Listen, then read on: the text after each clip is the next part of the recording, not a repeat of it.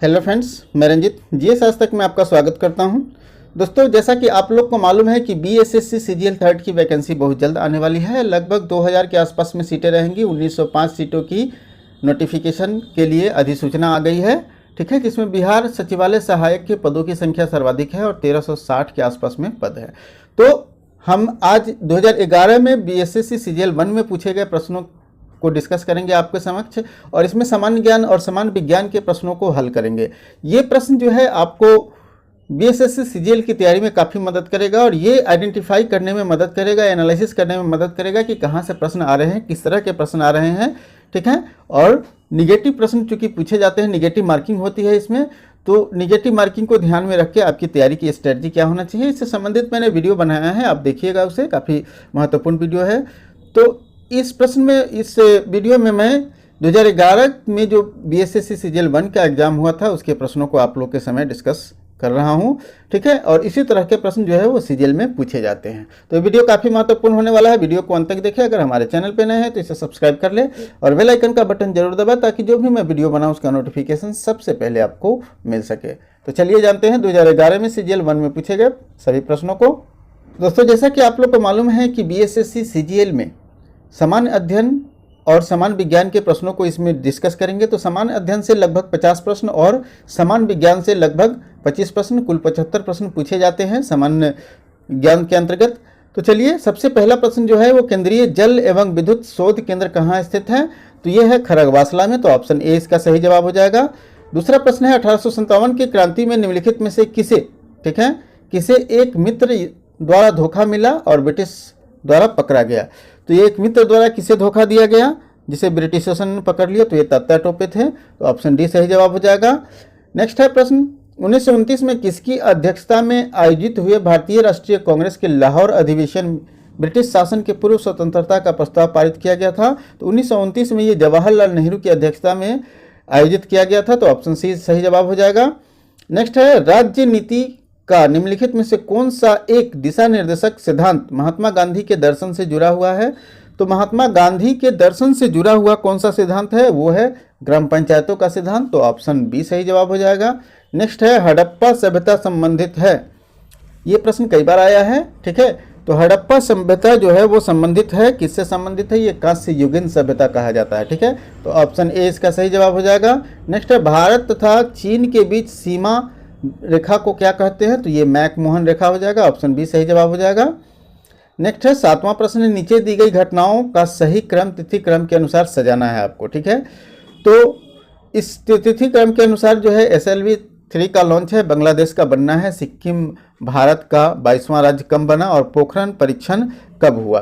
ठीक है, तो इसके अनुसार जो है अगर सही क्रम में इसको सजाया जाए तो सबसे पहले दूसरी घटना हुआ, ठीक है, बंगाल बना। उसके बाद ये बंगाल कब बना आपको मालूम है, बांग्लादेश कब बना है आपको मालूम है 1971 में।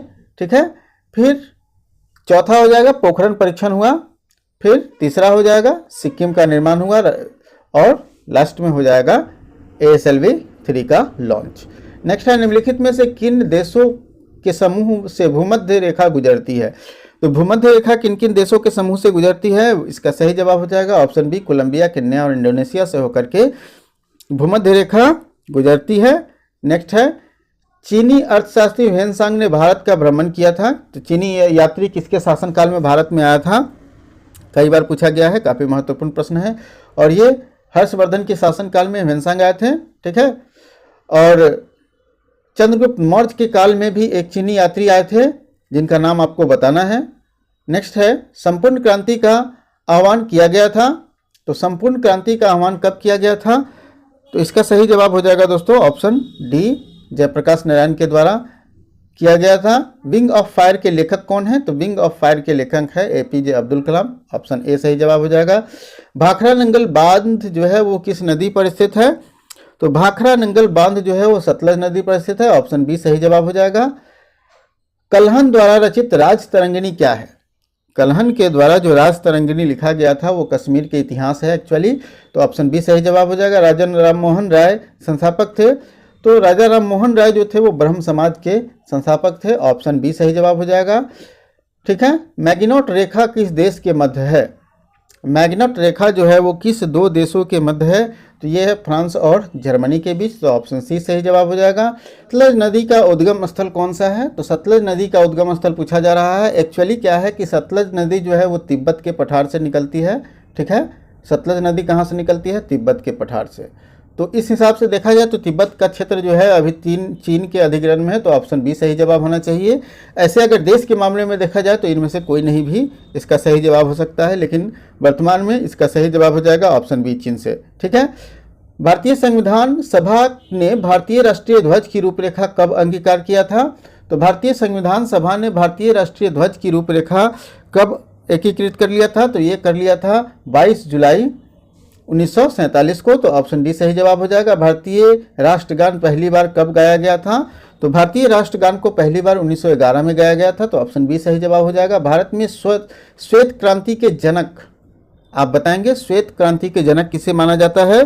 तो भारत में श्वेत क्रांति के जनक जो है वो वर्गीज कुरियन है। ठीक है, तो ऑप्शन ए सही जवाब हो जाएगा। भारत का राष्ट्रीय फल काफ़ी आसान है, आम है राष्ट्रीय फल।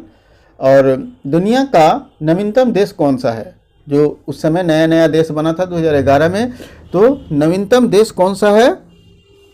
सही जवाब इसका हो जाएगा दोस्तों, भारत का नवीनतम देश जो है दक्षिण सूडान गणतंत्र के रूप में बना था। दुनिया का सबसे नवीन देश था उस समय 2011 में। न्यूनतम साक्षरता वाला प्रदेश कौन सा है? तो न्यूनतम साक्षरता वाला प्रदेश अभी भी बिहार ही है। तो ऑप्शन सी सही जवाब हो जाएगा। सम्राट अशोक महान जिसने 40 वर्षों तक भारत में राज किया की राजधानी? तो सम्राट अशोक का राजधानी जो था वो पाटलिपुत्र था। तो ऑप्शन सी सही जवाब हो जाएगा। ऐसा प्रथम इंजीनियरिंग स्नातक जो किसी राज्य का 2 बार मुख्यमंत्री बना? तो किसी राज्य का 2 बार मुख्यमंत्री बना और इंजीनियर अभी भी मुख्यमंत्री ही हैं, तो वो हैं आपके बिहार से नीतीश कुमार एक इंजीनियर हैं और बिहार के मुख्यमंत्री 7वीं बार बने हैं इस बार। निम्नलिखित में से कौन सा देश एशिया का सदस्य नहीं है? ठीक है, आसियान यहाँ होना चाहिए था। ठीक है, एशियान लिखा गया है, तो यहाँ आसियान का सदस्य नहीं है पूछा जा रहा है। तो निम्नलिखित में से कौन सा देश जो है वो आसियान का सदस्य नहीं है? तो वो है बांग्लादेश। ऑप्शन सी सही जवाब हो जाएगा। उस राज्य का नाम बताइए जहां से भारत का प्रथम राष्ट्रपति चुने गए थे। तो प्रथम राष्ट्रपति कौन थे? डॉक्टर राजेंद्र प्रसाद, जो बिहार के रहने वाले थे। तो ऑप्शन डी सही जवाब हो जाएगा। 10वें सिख गुरु गोविंद सिंह का जन्म कहाँ हुआ था?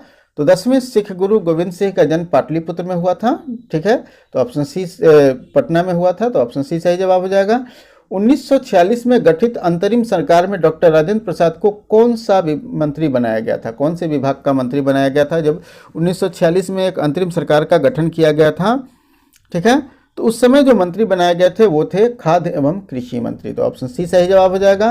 वैश्विक तापमान में बढ़ने की समस्या से निपटने के लिए अपने लोगों पर कार्बन कर लगाए जाने का प्रस्ताव करने वाला विश्व का पहला देश कौन सा है? तो विश्व का पहला देश ऐसा करने वाला बन गया है न्यूजीलैंड। ठीक है, जो कार्बन टैक्स लगाता है अपने लोगों पर। निम्नलिखित में से किस क्षेत्र में 2005 में इंदिरा गांधी परमाणु अनुसंधान केंद्र ने उल्लेखनीय उन्नति की है? तो इंदिरा गांधी परमाणु अनुसंधान केंद्र ने है फास्ट ब्रेडर रिएक्टर बनाने में, जो यूरेनियम प्लूटोनियम मिश्रित कार्बाइड ईंधन का प्रयोग पर बनाती है। तो इस क्षेत्र में काफ़ी उल्लेखनीय काम किया है।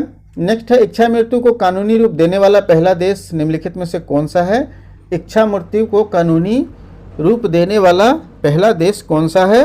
तो वो पहला देश है दोस्तों ऑप्शन सी नीदरलैंड। ठीक है, नेक्स्ट है, निम्नलिखित में से कौन सा आयोग सर्वप्रथम भारत के संविधान की किसी धारा के अंतर्गत किसी निश्चित प्रावधान के अनुपालन में स्थापित किया गया? तो इसका सही जवाब हो जाएगा दोस्तों, इसका सही जवाब हो जाएगा ऑप्शन सी। ठीक है, चुनाव आयोग का जो है वो संविधान के धारा, ठीक है, 324 में किया गया है। भाग आप बताएंगे कि किस भाग में है, संविधान के किस भाग में है।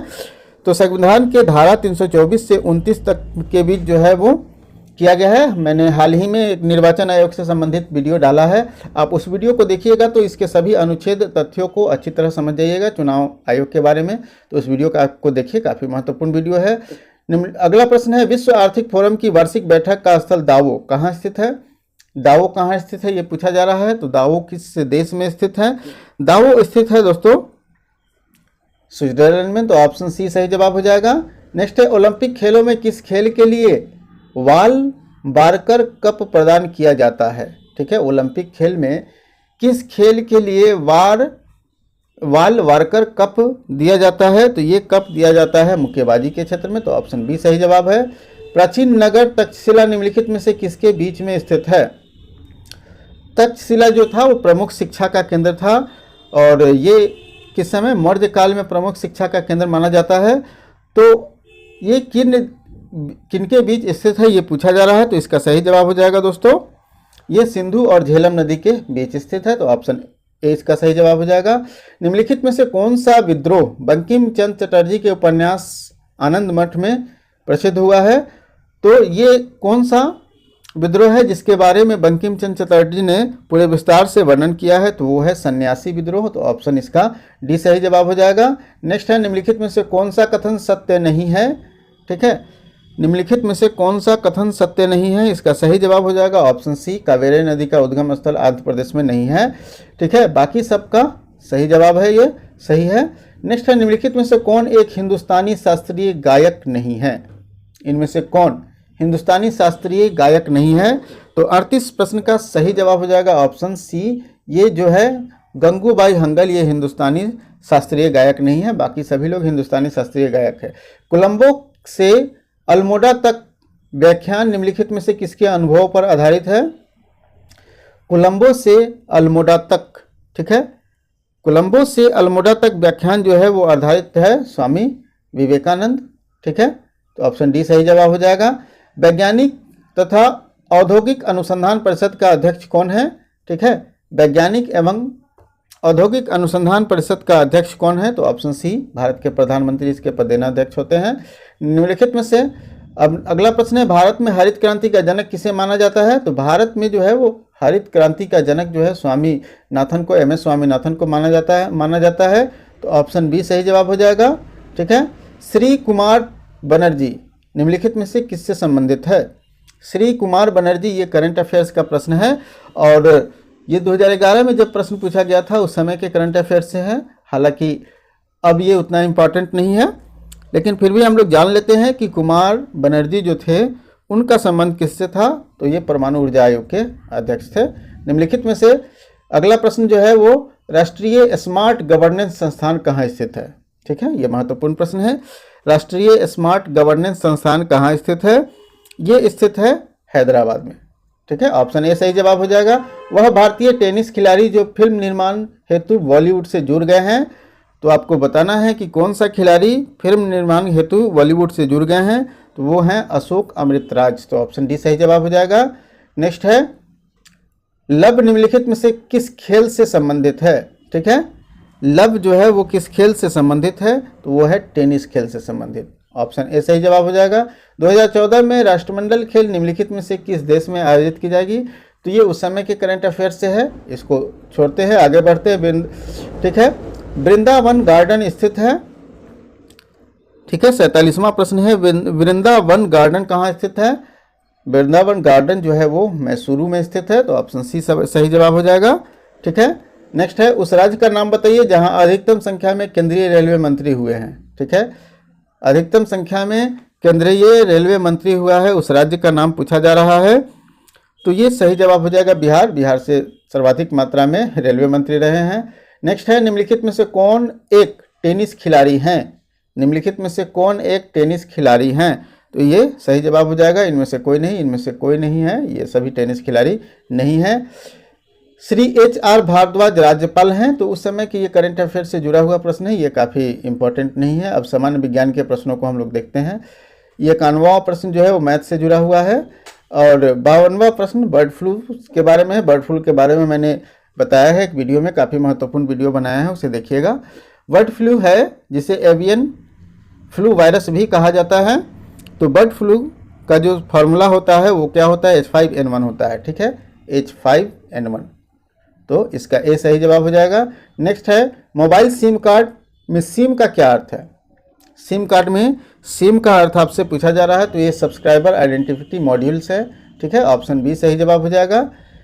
और नेक्स्ट है, निम्नलिखित में से कौन सा भारी पिंड सायंकाल रात्रि में आकाश में सबसे अधिक चमकता है? तो ये शुक्र को भोर का तारा भी कहा जाता है, ऑप्शन डी सही जवाब होगा। समुद्रीय शीतल पवन बहती है, तो समुद्रीय शीतल पवन किस क्षेत्र में बहती है, ये पूछा जा रहा है आपसे, ठीक है।